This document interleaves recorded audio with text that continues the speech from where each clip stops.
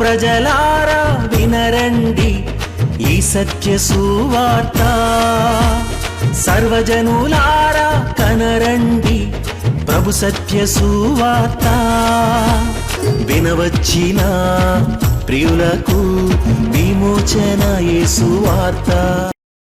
ప్రభు అయిన యేసుక్రీస్తు వారి యొక్క నామంలో మిమ్మల్ని అందరినీ ప్రేమతో ఈ సత్య సువార్త అనే ఈ కార్యక్రమానికి ఆహ్వానాన్ని తెలియజేస్తున్నా. హై ఫ్రెండ్స్, ప్రతిరోజు ఇలాగున నేను మీతో మాట్లాడడానికి కేవలం దేవుడు నాకు ఇచ్చిన గొప్ప భాగ్యం అని నేను అంటాను. అదే సమయంలో మరి ఛానల్ వారు కూడా నాకు ఈ మంచి అవకాశాన్ని ఇచ్చి ఇలాగున ఈ సత్య సువార్తను మీతో పంచుకోవడానికి నాకు ఇచ్చిన ఈ భాగ్యాన్ని బట్టి దేవుని స్తుతిస్తూ ఛానల్ను కూడా నేను దీవిస్తూ ఉన్నా. అయితే ఇంకా ఇతర ఛానల్స్లో కూడా నేను మాట్లాడుతున్నాను. కొందరు వారి యొక్క ప్రేమ అభిమానం కొలిది రిపీట్గా అనేక సార్లు మధ్యలో వారంలో వేస్తూ ఉన్నారు. కొంతమంది వారం ప్రతి సోమవారం ఉదయకాలం శుభవార్త ఛానల్లో, ప్రతి సోమవారం మధ్యాహ్నం ఆరాధన టీవీ ఛానల్లో, శాటిలైట్ ఛానల్స్గా వాటిల్లో కూడా నేను ఇవ్వడానికి దేవుడు ఇచ్చిన భాగ్యాన్ని బట్టి దేవునికి స్తుతి చెల్లిస్తూ ఉన్నాను. అదే కాదు, నేను ఈ రెస్పాన్స్ వింటూ ఉన్నప్పుడు నాలో గర్వం రాకూడదు, నేను అతిశయించకూడదు, దాని విషయమై నేను గర్వంగా చెప్పుకోకూడదు. కానీ ప్రభువునందు అతిశయిస్తూ, ప్రభువునందు నేను ఆనందిస్తూ, ప్రభుని స్తుతిస్తూ నేను చెప్పగలుగుతున్నటువంటి ఒక మాట ఏంటంటే, ఈ మధ్యలో కొంతమంది ఫోన్ చేస్తూ ఉన్నప్పుడు వాళ్ళు చెప్తున్నటువంటి ఒక మాటలు, ఒక బ్రదర్ వారు మాట్లాడుతూ, అది కూడా చాలా దూర ప్రాదేశం నుంచి వారు మాట్లాడుతున్నారు. బ్రదర్, మీరు ఎప్పుడు మాట్లాడినా మీరు నవ్వుతూ మాట్లాడుతూ ఉంటారు, అది ఒక విధమైన ఆదరణ మాకు కలిగిస్తుంది. మీ ముఖం చూసినప్పుడు మిమ్మల్ని పొగుడుతున్నానని అనుకోకండి, మిమ్మల్ని ఏదో ఫ్లాటరింగ్ అని అనుకోకండి, కానీ ఉన్న సత్యాన్ని నేను చెప్తున్నాను. ఎన్నోసార్లు నా జీవితంలో నేను కష్టంలో కన్నీటితో ఉన్నప్పుడు, మీ ప్రోగ్రాం చూస్తూ ఉన్నప్పుడు, మీ యొక్క నవ్వుతో కూడినటువంటి ఒక ముఖం నేను చూస్తూ ఉన్నప్పుడు నేను ఎంతో ఆదరించబడ్డాను అని ఒక బ్రదరు తెలియజేసినటువంటి ఒక విషయం. చాలామంది మాట్లాడుతూ వాళ్ళు ఏమంటూ ఉంటారంటే, మీరు మాట్లాడుతున్నప్పుడు ఒక మంచి మెస్పరైజేషన్గా, మాకు ఎంతో ఆనందాన్ని కలిగించేదిగా, ఆదరణ కలిగించేదిగా, ప్లెజెంట్గా, కూల్గా ఇలాంటి మాటలు వాళ్ళు వాడుతూ వాళ్ళు చెప్తున్నటువంటి విషయాలు. కారణం ఏంటంటే, దేవుడిచ్చిన కృపావరంలో, దేవుడిచ్చిన అవగాహనలో అరచి మనం మాట్లాడుకోవాల్సిన అవసరం లేదు ఇక్కడ టీవీ ముందు మాట్లాడేటప్పుడు. ఎందుకంటే టీవీలో మాట్లాడుతున్నప్పుడు ఇంటిలో ఉన్న 2 3 మహా అయితే ఒక 6 ఇంటిలో ఉన్నటువంటి వాళ్ళు వింటున్నటువంటి ఒక ప్రోగ్రామ్. కోర్స్ ఒక్కొక్కసారి ఎందుకు అంత అరిచినటువంటి ఒక ప్రోగ్రామ్స్ వస్తాయి అని అంటే, నేనైనా స్టేజ్ ఎక్కాను అనుకోండి, నేనైనా పబ్లిక్ మీటింగ్లోనికి వెళ్ళాను అనుకోండి, న్యాచురల్లీ ఆ ఎమోషన్, ఆ యొక్క ఉద్రేకం, ఆ యొక్క భావం అవి వేరేగా ఉంటాయి. స్టేజ్ మీద ఉండేటప్పుడు ఉండేటువంటి ఒక స్పీడు, ఆ గట్టిగా వచ్చేటువంటి ఒక స్వరం అది వేరేగా ఉంటూ ఉంటుంది. కానీ అదే టీవీలో మాట్లాడుతున్నప్పుడు నేను మీతో మాట్లాడుతున్నా. మొన్నే మధ్యలో ఒక సిస్టర్ గారు మాట్లాడుతూ, ఎందుకనో టీవీ ఆన్ చేసిన తర్వాత పని జరుగుతుండగా ఏదో యాదాలపం, ఒక స్ప్లిట్ సెకండ్ ఏదో యాదాలపంగా ఉన్నారంట.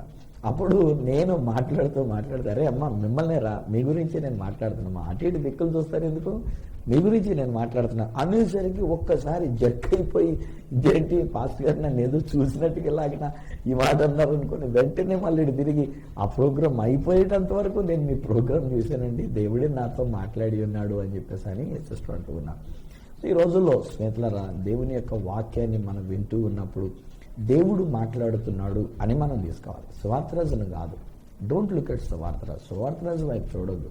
కోర్స్ ఒకవేళ ఒక మనిషిగా నేను కనబడుతున్నాను కనుక కాస్త కోస్తో అభిమానించడం నేను కాదను, కానీ ఆరాధించేయకూడదు. సువార్తరాజుని ఆరాధించేయకూడదు.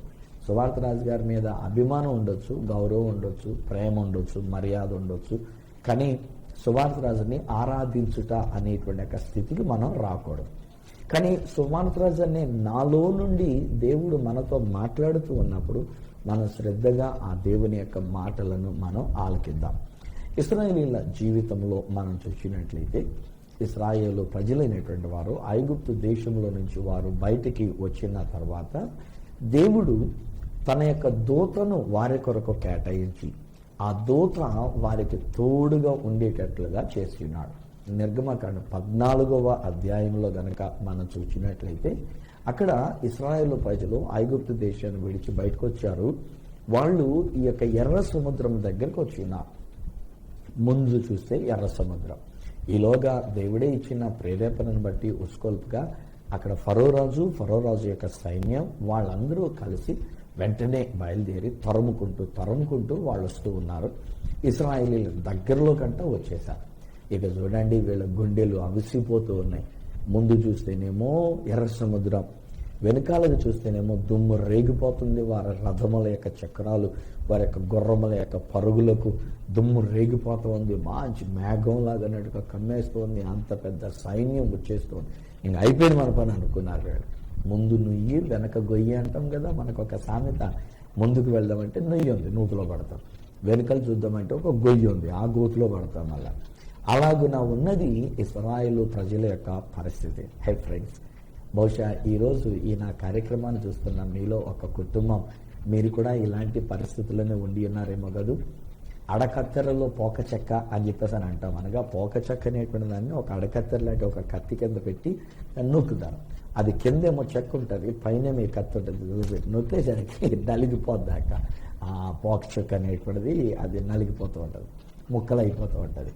సో అలాగే బహుశా మన యొక్క జీవితంలో కూడా ఒకవేళ మనము కూడా ఎలాంటి పరిస్థితుల్లో మనం ఉండి ఉన్నామో, ఎలాంటి స్థితిగతుల్లో ఒకవేళ మనం ఉండి ఉన్నామో, ఎలాంటి కష్టముల్లో మనం ఉండి ఉన్నామో, ఈ రోజునండి నేను ఆలోచన చేస్తున్నంటే పెద్దవాళ్ళు అవనివ్వండి, చిన్నవాళ్ళు అవనివ్వండి, గొప్పవాళ్ళు కానివ్వండి, సామాన్యులు కానివ్వండి, అందరి జీవితాలలో కూడా నలిగిపోతున్న పరిస్థితులు ఉన్నాయండి.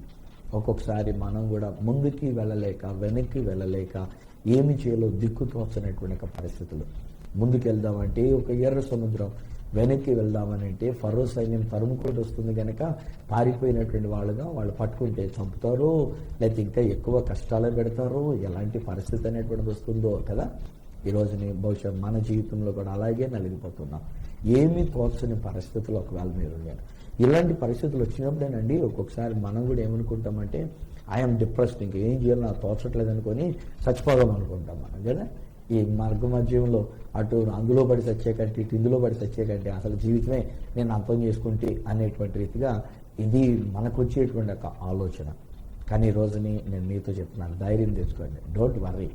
ఒకవేళ మీరు ఈ రోజుని ఎటువంటి డిప్రెషన్లో మీరు ఉండి ఉన్నారు, ఎటువంటి డిస్కరేజ్మెంట్ మీరు ఎదుర్కొంటూ ఉండి ఉన్నారు, ఎలాంటి పరిస్థితుల్లో ఒకవేళ మీరు ఎదుర్కొంటూ ఉండి ఉన్నారు, ఈ రోజున ఒకవేళ అటు ఇటు కూడా మీరు కొట్టబడినటువంటి రీతిగా ఉండి ఉన్నారేమో, బహుశా మీ జీవితంలో నలిగిపోతున్న స్థితిలో మీరు ఉండి ఉన్నారేమో, రెండు వైపుల నుంచి మీరు నలిగిపోతూ ఎటు వెళ్లాలో తోచని పరిస్థితుల్లో బహుశా ఆత్మహత్య చేసేసుకుందామనేటువంటి ఆలోచనలో ఉండి ఉన్నారేమో. There is a young person, ఒక యవన బిడ్డ ఈ నా కార్యక్రమాన్ని మీరు చూస్తున్నారు. ఈరోజు మీరు కూడా బహుశా మీ యొక్క లవ్ ఎఫైర్లో ఫెయిల్యూర్ అయినందు చేత, మీ యొక్క జీవితం విఫలమైపోయినందు చేత ఏం చేయాలో తోచట్లే, వచ్చిన సంబంధాన్ని విడిచిపెట్టేసుకున్నారు, అమ్మ నాన్నలు చూసిన సంబంధాన్ని మీరు అసలు ఏమాత్రం పట్టించుకోకుండా లెక్క చేయకుండా ఉన్నారు, మీరు ప్రేమించిన వ్యక్తి మిమ్మల్ని విడిచిపెట్టేస్తున్నాడు. ఈ రోజుని ఏం చేయాలో తోచని పరిస్థితుల్లో నలిగిపోతూ ఉంటున్నారు కదా. సిచ్యువేషన్స్ అందరికీ వస్తాయి ఫ్రెండ్స్. ఈ రోజున ఇలాంటి పరిస్థితులు అనేటువంటివి ప్రతి మానవుని యొక్క జీవితంలో మనం ఎదుర్కొంటూ ఉంటాం. నేను ఎదుర్కొంటూ ఉంటాం, ఒక్కొక్కసారి నాకు కొన్ని కష్టాలు ఎదురవుతూ ఉంటాయి, ఎటు వెళ్లాలో తోచనటువంటి ఒక పరిస్థితులు నాకు ఎదురవుతూ ఉంటాయి, ముందుకి వెళ్ళలేను, వెనక్కి వెళ్ళలేను. ఇంత సేవ చేస్తున్న నాకు కూడా ఇలాంటి కష్టాలు ఎదురైనప్పుడు ఏం చేయాలో తోచదండి. దేవుని వైపే తిరిగి దేవుడా అని చెప్పేసి అనుకొని మొరపెట్టుకుంటూ ఉంటా, దేవుడా అని దేవుని వైపుకి నేను చూస్తూ ఉంటా. అప్పుడు దేవుడు నాకు జ్ఞాపకం చేస్తున్నటువంటి ఒక మాట ఏంటంటే, డోంట్ వర్రీ సువార్తరాజు, నేనున్నాను కదా, నా దూతని నీ కొరకు నేను పంపిస్తూ ఉన్నాను. అక్కడ నిర్గమాకాండం 14వ అధ్యాయంలో గనక మనం చూసినట్లయితే, నిర్గమాకాండం 14వ అధ్యాయము 19వ వచనంలో ఇలాగున్న అక్కడ వ్రాయబడుతున్న మాట ఏమంటాడంటే, నిర్గమాకాండం 14వ అధ్యాయం 19వ వచనంలో అక్కడ ఆ దేవదూత అప్పటి వరకు వారికి ముందుగా ఉండి నడిపించినాడంట. ఆ దేవదూత ముందుగా ఉండి నడిపించి వీళ్ళకి మార్గం ఎలా తెలిసింది? అఫ్కోర్స్ మోషే గారికి కొద్ది గొప్ప తెలిసి ఉండాలి, ఎందుకంటే మోషే గారు అంతకు ముందు ఆ మిద్యాను అరణ్యంలోనికి వెళ్ళి ఆ హోరేబు కొండ దగ్గరికి వెళ్ళొచ్చినాడు కనుక.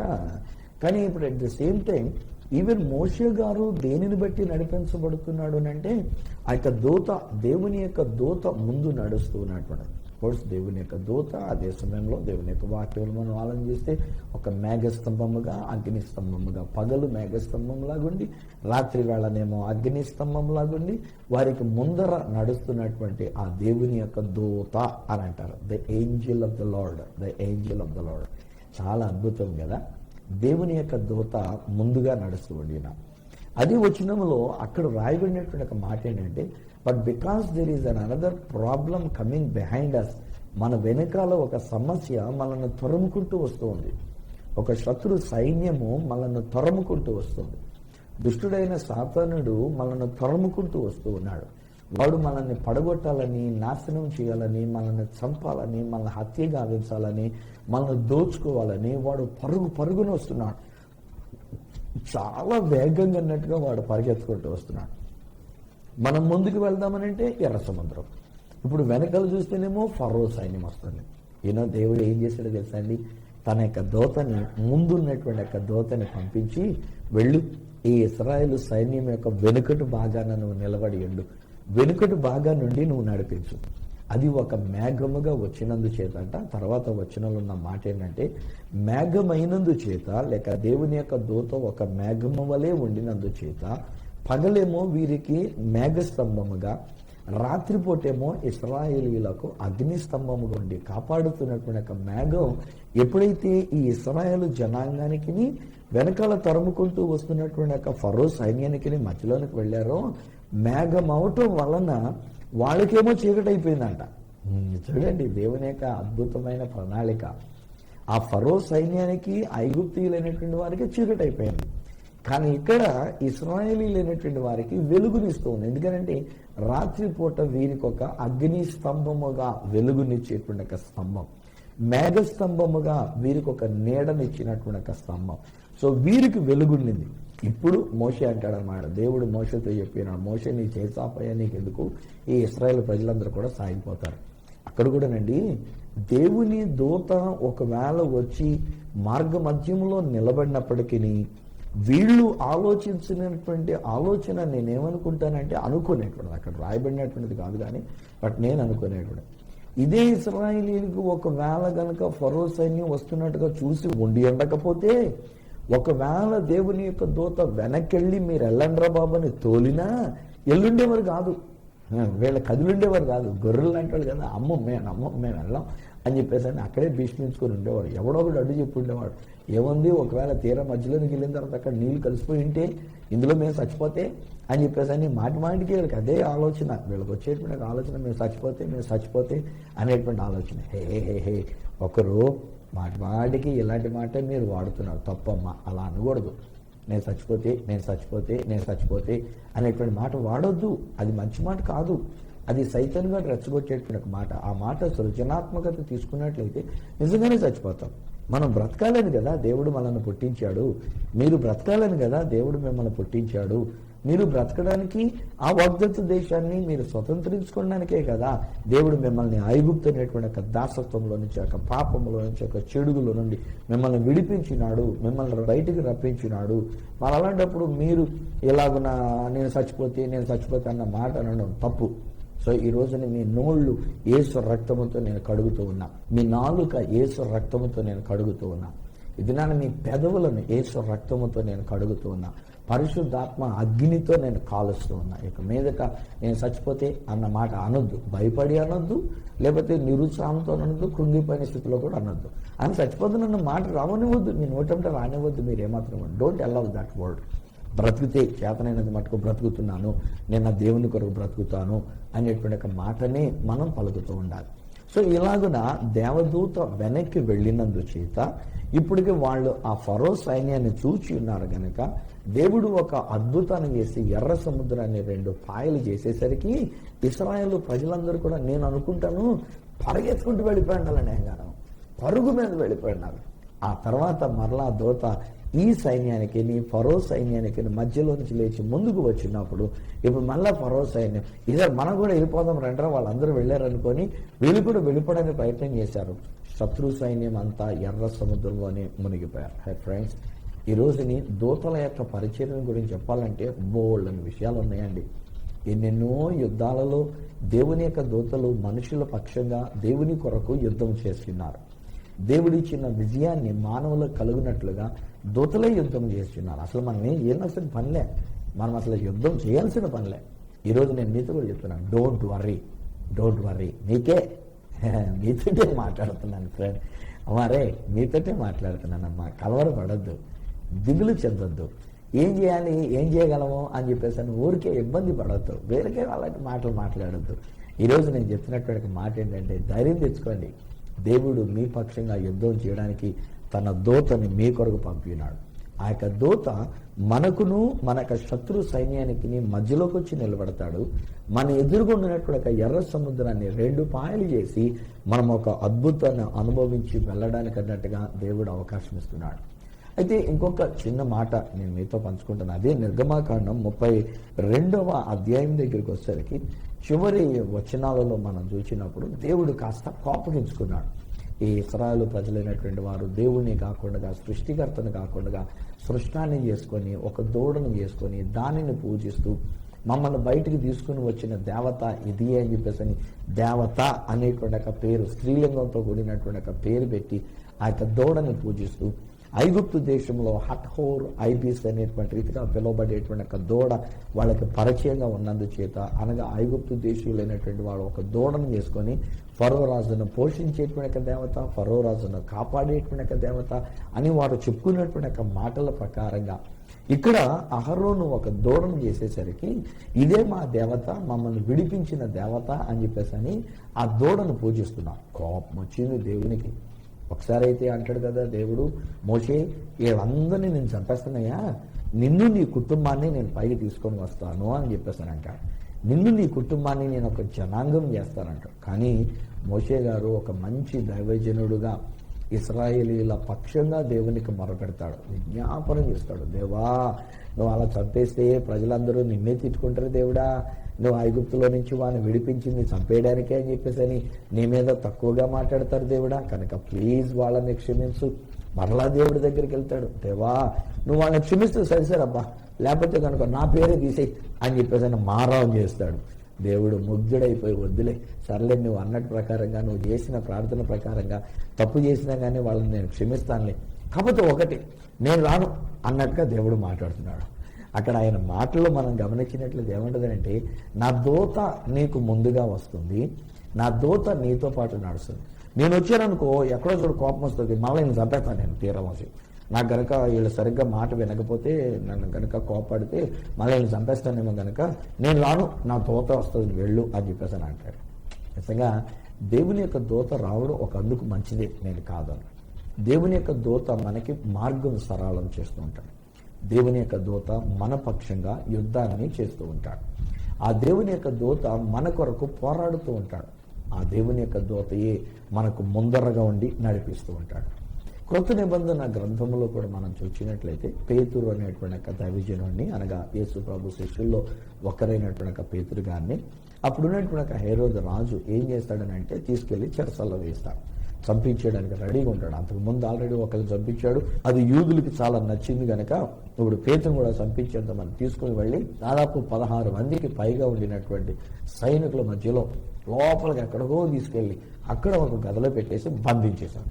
తెల్లారితే గనక ఈ పేతురు గారిని బయట తీసుకొచ్చి ప్రజలందరూ ఎదుట చంపించేసి ప్రజలందరూ మెప్పు సంపాదించుకుందాం అనేటువంటిది అది రాజుగారి యొక్క ప్లాన్. కానీ ఏం జరిగింది, ఆ రాత్రి దేవుని యొక్క దూత ఈ పేతురు పండుకున్న దగ్గరికి గదిలోనికి వెళ్ళి పడుకున్నాడు. ఈయన గారు చూడండి, చెరసాల్లో ఉన్నప్పుడు మనకైతే బీపీ టెన్షన్, మన మీద ఏదైనా కేసు పడుతుందంటేనే మనం ఎంత టెన్షన్ పడిపోతాం. ఏదైనా గొడవకి మన వాళ్ళు గొడవ పెట్టుకుని వెళ్ళి పోలీస్ స్టేషన్కి వెళ్ళారంటే మనం ఎంత అగగ్గులాడిపోయి భయపడిపోయి మనకి బీపీ పెరిగిపోయి మనకి షుగర్లు పెరిగిపోయి ఎలాంటి పరిస్థితులు వస్తాయి కదా మన దేశంలో పోలీస్ స్టేషన్కి అనేటువంటి రీతిగా కనిపిస్తాయి. అలాంటిది జైల్లో పెట్టబడినటువంటి ఒక పేతురు గారు ఎంత హాయిగా నిద్రపోతున్నాడండి, ఈయన ఎంత ధీమా అండి ఆయనకి. ఒకసారి మన అనిల్ కుమార్ గారు మాట్లాడుతూ ఆయన చెప్పినటువంటి ఒక మాటలు ఏమన్నారంటే, ఎంత ధీమాగా నిద్రపోతున్నారంటే 2 రకాలంట. ఒకటి దేవుణ్ణి ఎరిగినటువంటి దమ్మున్నవాడు, లేదంటే కనుక పిచ్చోడు, ఏమి ఎరగినటువంటి ఒక పిచ్చోడు, వాడు ఒకవేళ నిద్రపోతూ ఉండొచ్చు. యోనా గారు కూడా అంతే కదా, ఆయన కూడా ఇంత పెద్ద తుఫాన్ వస్తుందంటే ధోని అడుగు భాగానికి వెళ్ళి హాయిగా నిద్రపోతూ ఉంటాడు ఆయన. అంటే ఆయన తెలుసు ఎటువంటి దేవుడు అనేటువంటి ఒక విషయం ఆయన తెలుసు. ఆ దేవుడే చూసుకుంటాడులే నాకేంటి అనుకున్నాడు. తప్పు చేస్తున్నా వెళ్ళిపోయి మళ్ళీ హాయిగా పడుకున్నాడు. తప్పు చేయనటువంటి ఒక పేతురు గారు చెరసల్లో వేయబడితే ఈయన గారు పడుకొని ఉన్నాడు. అప్పుడు దేవుడు తన దూతను పంపించి పేతురు గారిని తట్టి లేపుతాడు. పేతురు లెగవయ్యా, లెగు, నీ చేతికర్ర తీసుకో, నువ్వు నడుము కట్టుకో, నువ్వు చెప్పులేసుకో, రా అని చెప్పేసి అని ఆ దూత ముందర నడుస్తుందంటే బైబిల్ గ్రంథంలో రాయబడినటువంటి మాటలు ఏమంటారంటే, ఈనాడు మనకి సెన్సార్తో కూడినటువంటి ఒకటి పద్ధతి మనకు తెలుసు. బహుశా మనం కూడా ఒక్కొక్కసారి ఒక్కొక్క చోటుకి మనం వెళుతూ ఉన్నప్పుడు ఆ పైన సెన్సార్ అది పెడతారు. ఒక మనిషి అక్కడికి వచ్చేసరికల్లా తలుపులు వాటి అంతటా తెలుసుకుంటాయి. ఆ సెన్సార్ని బట్టి ఒక ఆబ్జెక్ట్ అక్కడికి వచ్చేసరికల్లా తలుపులు తెచ్చుకుంటాయి. మళ్ళీ వెళ్ళిపోయిన తర్వాత తలుపులు మూసు, మళ్ళీ కూడా ఎవరు వస్తున్నాడు మళ్ళీ తెచ్చుకుంటాడు, మళ్ళీ మూసిపోతాడు, మళ్ళీ ఎవరైనా వస్తారంటే 2-3 కంటిన్యూగా వస్తారంటే అలా తెచ్చుకునే ఉంటాయి అవన్నీ. సో అలాగున ఆ రోజులలో దేవుని యొక్క దూత ముందర నడుస్తూ ఉన్నప్పుడు ఎంత అద్భుతం అండి. తలుపులు వాటంతటవే తెచ్చుకుంటున్నాయి. ఫ్రెండ్స్, డోంట్ వరీ ఫ్రెండ్స్, స్నేహితులారా, ఏమాత్రం కలవరపడద్దండి. దేవుడు తన దూతని మీ కొరకు నా కొరకు ఇచ్చి ఉన్నాడు. ఆ దూతలు మనం ముందర నడుస్తూ ఉన్నప్పుడు తలుపులు వాటంతటవే తెరుచుకుంటాయి. కష్టాలన్నీ తొలగిపోతాయి. సముద్రం కూడా 2 పాయలు అయిపోతుంది. ప్రతి తలుపులు మూయబడినటువంటి తలుపులు తెరవబడుతూ ఉన్నాయి. ఈ మధ్యలో చాలా మంది నాతో మాట్లాడుతున్నప్పుడు చెప్తున్న విషయాలు ఏంటంటే, అయ్యా ఆర్థిక ఇబ్బందుల్లో ఉన్నామయ్యా, చాలా సమస్యల్లో ఉన్నామయ్యా, ఇలాంటి పరిస్థితుల్లో ఉన్నామయ్యా, అయ్యా మాకు చాలా కష్టం ఉంది, ప్రార్థన చేయండి పరిస్థితుల నుంచి బయటకు రావడానికి. నేను ప్రార్థన చేసినప్పుడు దేవుడు తన దూతను మీ కొరకు పంపిస్తున్నాడు కనుక మీరు స్తుతి చెల్లించండి, వాటంతటవే తలుపులు తెరుచుకోండి అంటాను. మీరు స్తుతి చెల్లించండి అంటే వాటంతటవే తలుపులు తెరుచుకుంటే కలవరపడద్దు ఏమాత్రం కూడాను. మనం ఎప్పుడైతే స్తుతి చెల్లిస్తూ ఉంటామో దేవుడు మన కొరకు పంపించినటువంటి దూతలను బట్టి దేవుడు మన కొరకు ఆ తలుపులను తెరుస్తున్నాడు. హల్లెలూయా. ఈరోజు మీకు నేను వాగ్దానం చేస్తున్నాను. హే ఫ్రెండ్స్, మూయబడిన తలుపులు కలిగి మీరున్నారా? ఒకవేళ అన్ని వైపులా తలుపులు మూయబడి ఉన్నవా? ఆర్థిక ఇబ్బందులతో మీరుండి ఉన్నారా? సమస్యలు మీ మీద కొట్టిమిట్టాడుతూ ఉన్నాయా? ముందు నుయ్యి వెనక గొయ్యి అన్నట్టుగా ఇబ్బందికరమైన పరిస్థితుల్లో మీరు ఉండి ఉన్నారా? ఈరోజు నేను దేవుడు వాగ్దానం చేస్తున్న మాట ఏంటంటే, God has charged his angels for you. Not just 1 Angel, ఒక్క దేవదూతను మాత్రమే కాదండి, దేవుడు అనేకమైన దూతలను మీ కొరకు నా కొరకు దేవుడు ఏర్పాటు చేసినాడు. మన సమస్యను చూడొద్దు, ముందున్న ఎర్ర సముద్రం వైపు చూడొద్దు, వెనకాల వస్తున్నటువంటి ఒక ఫరో సైన్యం వైపు చూడొద్దు, మూయబడినటువంటి ఒక తలుపుల వైపు చూడొద్దు. మనం ముందర నడుస్తున్న దేవదూతను బట్టి మనం దేవుని స్తుతించుకుంటూ మనం సాగిపోతూ ఉన్నాం. మనం దేవుని ఘనపరుచుకుంటూ మనం సాగిపోతూ ఉన్నాం. దేవుని మహిమపరుచుకుంటూ పాటలు పాడుకుంటూ మన యొక్క జీవితంలో ముందుకు సాగిపోదాం. ఈరోజు నేను మీకు డిక్లేర్ చేస్తున్న విజయమే మీకు కలిగి ఉన్నది, కలుగుతాది కాదు. దేవుడు మీకు విజయాన్ని అనుగ్రహించి ఉన్నారు. మీ ముందర దేవుని యొక్క దూత నడుస్తూ ఉన్నారు. ఆ దేవుని యొక్క దూత చూసుకుంటాడు తలుపులు ఎలా తెరవబడాలో. మనకు అనవసరం. ఆ తలుపుల గురించిన చింత మనకొద్దు, మూయబడిన ద్వారాల గురించినటువంటి చింత మనకొద్దు, మనకు ఎదురుగా కనబడుతున్నటువంటి ఎర్ర సముద్రాన్ని గురించిన కలత మనకొద్దు, లేక మన వెనకాల వస్తున్నటువంటి ఫరో యొక్క సైన్యాన్ని గురించి కూడా కలవరపడద్దు. నీ ముందైనా నీ వెనకాలైనా ఏది నీకు హాని కలగనివ్వకుండా, నీకు ముందు తెరవబడవలసి వచ్చినా వెనకాల మూయబడవలసి వచ్చినా ఆ దేవాతి దేవుడే తన దూత ద్వారా ఆయన నీ కొరకు కార్యాన్ని చేస్తూ ఉన్నాడు. తలలు వంచండి, కళ్ళ మూసుకోనండి. ఆ ప్రభుకి మనం అందరం కలిసి స్తుతి యాగము చెల్లిస్తూ ఉంటుండగా ఆ దేవుడు మన కొరకు చేసిన కార్యాలని మనం అనుభవించుకుందాం. పరిశుద్ధుడు అయిన మా ప్రభువా, మా తండ్రి, ఈ బిడ్డల కొరకు నీకు వందనాలు, ఈ కుటుంబం కొరకు నీకు వందనాలు. నిజమే, మా అందరి జీవితాలలో మాకు సమస్యలు ఉన్నాయి, మా అందరి జీవితాల్లో కష్టాలు ఉన్నాయి, మూయబడినటువంటి తలుపులు ఉన్నాయి, డిప్రెషన్ అనేటువంటి దానిలో మేము ఉండి ఉన్నాం, కృంగిపోతున్న స్థితిలో మేము ఉండి ఉన్నాం. కొందరైతేనైనా ఈ కృంగిపోతున్న స్థితిని తట్టుకోలేక ఆత్మహత్య చేసుకోవాలి, ఇక చచ్చిపోతే మంచిది, ఎందుకొచ్చింది నా జీవితం, ఇలాంటి మాటలు వారు మాట్లాడుతున్నారు. కానీ అవన్నీ కూడా తీసివేయబడాలి, అవన్నీ కూడా కొట్టివేయబడాలి. ఎందుకనంటే నీ దూత మా ముందర ఉండి ఉన్నారు, మీ యొక్క దూత మా వెనుక కూడా ఉండి ఉన్నారు నాయన. నీ దూతలు కనుక అది వారికి సాధ్యం. నేను ఒక దూత ఒకవేళ ముందుంటే, ఒక దూత మా వెనకాలకుంటే, ఒక దూత మా పాదములను ఎత్తి పట్టుకునేటువంటి స్థితిలో ఉంటే, వారేవా ఎంత అద్భుతమైనటువంటి విషయం తండ్రి, నీకు స్తోత్రాలు. మేము అవి తెలియక మేము కలవరపడుతూ వచ్చాం. ఈ సత్యం మాకు తెలియక, ఈ సత్య సువార్త మేము గ్రహించక మేము ప్రతి చిన్నదానికి కలవరపడుతూ వచ్చినాం. సమస్యలు ఉన్నాయి లేండి, ఎదురుగుండగా మాకు సమస్యలు కనబడుతున్నాయి. మా వెనకాల ఒక శత్రు సైన్యమైనటువంటి మమ్మల్ని తరుముకుంటూ వస్తుంది. ఒత్తిడి అనేటువంటి మాకు ఎదురవుతుంది. ఏం జరుగుద్దో రేపు అనేటువంటిది మాకు తెలియనటువంటి ఒక పరిస్థితిలో మేము ఉండి ఉన్నాం. కానీ ఈరోజు మేము చెప్తున్నాం, నీ యొక్క దూతలను మీరు మా కొరకు ఇచ్చినారు గనక, నీ దూతలను మాకు ముందుగా మీరు పంపిస్తూ ఉన్నారు గనక, ఆ యొక్క దూతలై మా కొరకు మార్గం తెరుస్తున్న ప్రకారంగా నేను డిక్లేర్ చేస్తున్నా, ఈ ఇంటికి సమాధానము కలుగునుగాక, ఈ ఇంటిలో నెమ్మది ఉండునుగాక, ఈ ఇంటిలో ప్రతి సమస్య తొలగిపోవునుగాక. నజరేయుడైన యేసు నామములో ప్రతి సమస్యలునైనా తీసివేయబడునుగాక.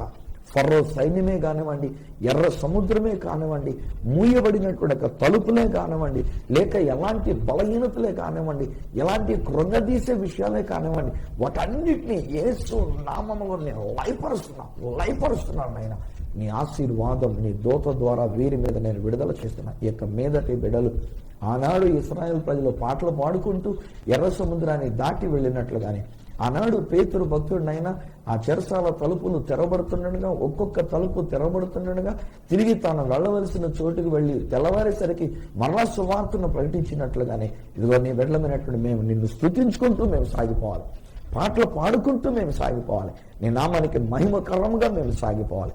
అలాంటి ధన్యత బిడ్డలకు నేను విడుదల చేస్తున్నాను. యేసు నామములో ప్రతి బలహీనత విడిచి పొమ్మని ఆజ్ఞాపిస్తున్నాను. ప్రతి అనారోగ్యం, ప్రతి సమస్య విడిచి పొమ్మని ఆజ్ఞాపిస్తున్నాను. ఆర్థిక ఇబ్బందులు తొలగిపోవాలి. ఈ ఇంటికి సమృద్ధి అనేటువంటిది కలగాలి, సమాధానం అనేటువంటిది కలగాలి. థ్యాంక్ యూ డాడీ, అది నీ దూతల ద్వారా నువ్వు చేస్తున్నావు. మీ యొక్క దూత ఈ ఇంటిలోనికి వచ్చినావు, మీ ఏంజల్తో వీరిని కాపాడుతున్నందుకు నీకు వందనాలు నాన్న. నీ యొక్క దూతను పంపించి వీరిని నడిపిస్తున్నందుకు కోటి కోటి స్తుతులు చెల్లించుకుంటూ యేసు శక్తి గల నామమున ప్రార్థించి పొంది ఉన్నాము తండ్రి, ఆమేన్. తండ్రి, కుమార, పరిశుద్ధాత్మలను దేవదేవుని దీవెన ఆశీర్వాదం ఆయన బిడ్డలుగా మీకును మీ కుటుంబములకును దేవుడు తన దూతలను మీ కొరకు అప్పగించిన ప్రకారంగా కాపాడి సంరక్షించును గాక. ఆమేన్, ఆమేన్, హల్లెలూయా. నా ప్రియ స్నేహితులారా, దేవుని యొక్క దూతలు మీ దగ్గరుండి ఉన్నారు, దేవుని యొక్క దూతలు మీ కొరకు వచ్చినారు. ఇది నేను మరొకసారి నేను జ్ఞాపకం చేస్తున్నాను, నెవర్ బి డిసప్పాయింటెడ్. ఎట్టి పరిస్థితుల్లో మీరు కలవరపడకండి. ఈరోజు నేను ఒక వ్యక్తిని చూస్తున్నానని చెప్పాను కదా, ఆత్మహత్య చేసుకోవడానికి లేక మాటికి చచ్చిపోతాను అన్నట్లుగా దేవుని యొక్క దూత నిన్ను కాపాడుతున్నారు. నువ్వు చావలసిన పని లేదు, నువ్వు ఆత్మహత్య చేసుకోవాల్సిన పని లేదు. ఈరోజు నేను మీతోనే మాట్లాడుతున్నాను.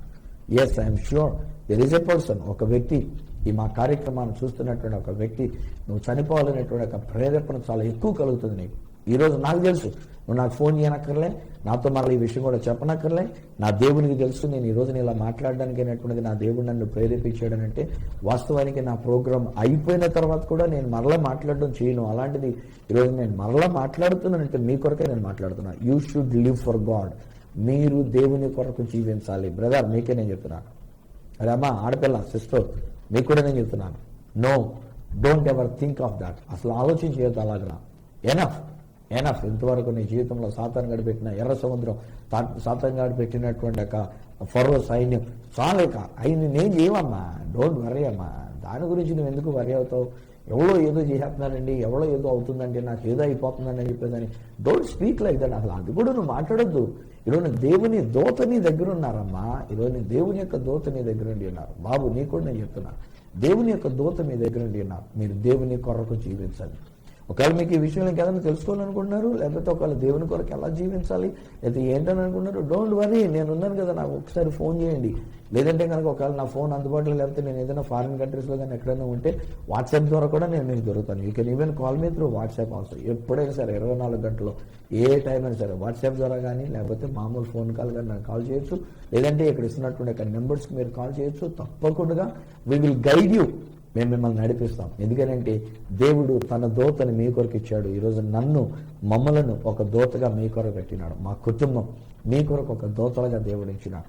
సో మిమ్మల్ని నడిపించడానికి, మిమ్మల్ని ప్రోత్సహించడానికి, మీకు ఒక గైడ్ లైన్ చేయడానికి దేవుడు మమ్మల్ని బ్రతికించి ఉంచాడు కనుక మేము తప్పకుండా మీతో మాట్లాడతాం, ధైర్యపరుస్తాం.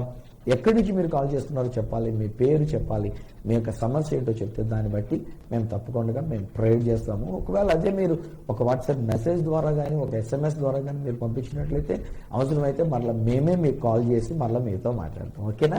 మీ విషయంలో నన్ను సంప్రదించవలసిన నా చిరునామా ఈ సత్య సువార్త, సామర్లకోట 533440, తూర్పు గోదావరి జిల్లా, ఆంధ్రప్రదేశ్. అడ్రస్ మరీ ఒకసారి చెప్తూ ఉన్నా, ఈ Satya Suvartha, Samalkot 533440, east Godavari district, Andhra Pradesh.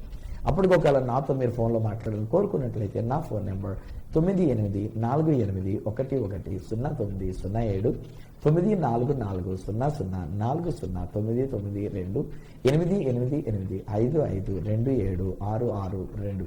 ఒకవేళ నాకు ఈమెయిల్ ద్వారా మీరు ఏదైనా కమ్యూనికేట్ చేయాలని కోరుకున్నట్లయితే నా ఈమెయిల్ ఐడి isathyasuvartha@gmail.com. మళ్ళా రేపటి దినాన్ని ఈ సత్య సువార్త కార్యక్రమంలో మిమ్మల్ని కలుసుకునేటంత వరకు మిమ్మల్ని అందరినీ మనల్ని కాపాడడానికి దేవుడు అప్పగించిన దేవదూతను బట్టి ప్రభు అయిన యేసుక్రీస్తు వారి చేతులకు మిమ్మల్ని అప్పగిస్తూ మీ దగ్గరికి సెలవు తీసుకుంటున్న మీ ప్రియ సహోదరుడు ఈ సత్య సువార్త రాజు.